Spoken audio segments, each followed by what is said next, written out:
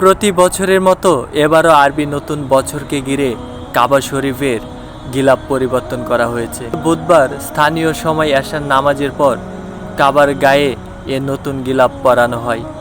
এই গিলাফটি তৈরি করা হয় রেশম ও তুলো দিয়ে এবং তাতে সুশোভিত থাকে কোরআনের আয়াত।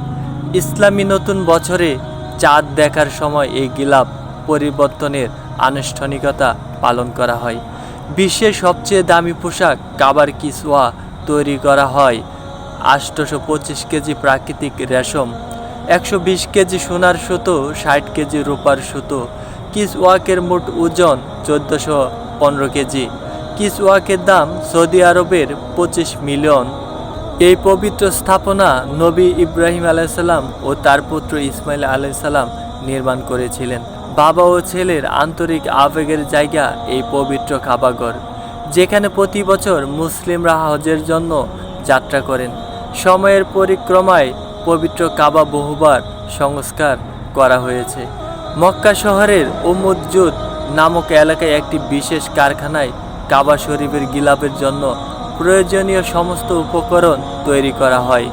গিলাফ তৈরির কাজে ব্যবহৃত হয় 120 কেজি সোনার সুতো, 700 কেজি রেশম সুতো এবং 60 কেজি রূপোর সুতো। প্রায় 11 মাস সময় নিয়ে নিখুঁত কারুকার্যে নতুন গিলাফটি তৈরি করা হয়েছে। গিলাফে তৈরির প্রতিক্রিয়া মোট 60টি ধাপে সম্পূর্ণ হয়। প্রথমে পানি শোধন করা হয়, তারপর রেশম পরিষ্কার করা হয়, এরপর কালো রঙে রঞ্জন করা ও বয়নের কাজ শুরু হয়।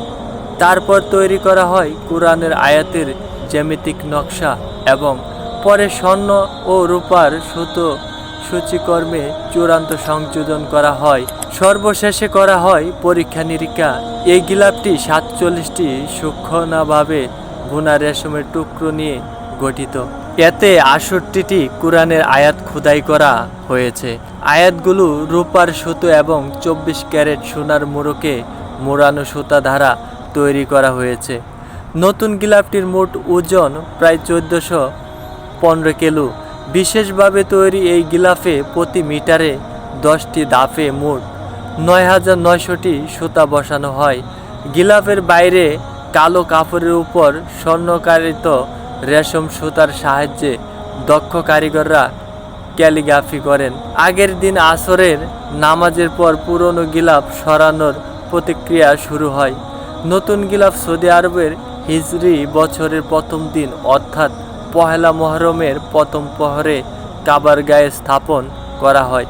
অতীতে এটি মূলত হজের দিন পরিবর্তন করা হতো, তবে বর্তমানে এটি হিজরি নতুন বছরে প্রথম প্রহরে করা হয়ে থাকে।